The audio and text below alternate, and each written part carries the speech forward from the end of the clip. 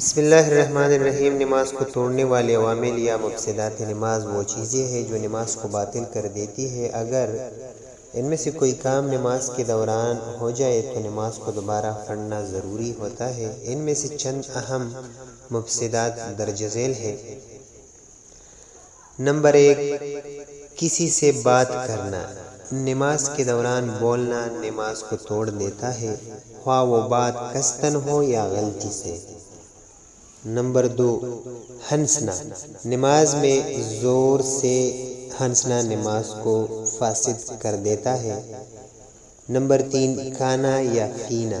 نماز کے دوران ان کچھ کانا یا فینا نماز کو باطل کر دیتا ہے۔ 4، قصداً رخ قبلہ سے ہٹانا۔ اگر جان بوجھ کر قبلہ سے منہ موڑ لیا جائے تو نماز ٹوٹ جاتی ہے۔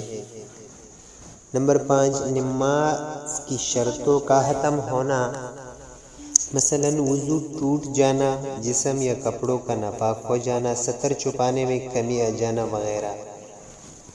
نمبر 6، بہت زیادہ حرکت، یعنی نماز کے دوران اتنی حرکت کرنا جس سے لگے کہ نمازی نماز میں نہیں ہے، یہ نماز کو باطل کر دیتا ہے۔ 7، رکوع یا سجدے کو چھوڑنا۔ جان بوجھ کر رکوع یا سجدہ چھوڑ دینا نماز کو فاسد کر دیتا ہے۔ نمبر 8، نماز میں بلا ضرورت کسی چیز کو ہاتھ لگانا۔ اگر نماز میں کوئی چیز ہاتھ سے پکڑ لی جائے اور اس سے توجہ ہٹ جائے تو نماز ٹوٹ سکتی ہے۔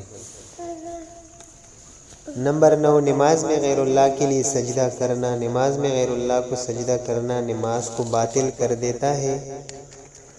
نمبر 10، کفر یا شرک کا کلمہ کہنا۔ نماز کے دوران کفر یا شرک کی بات زبان سے نکالنا نماز کو توڑ دیتا ہے۔ 11، نماز میں غلط نیت کرنا۔ اگر نماز کے دوران نیت کو بدل دیا جائے تو نماز باطل ہو جاتی ہے۔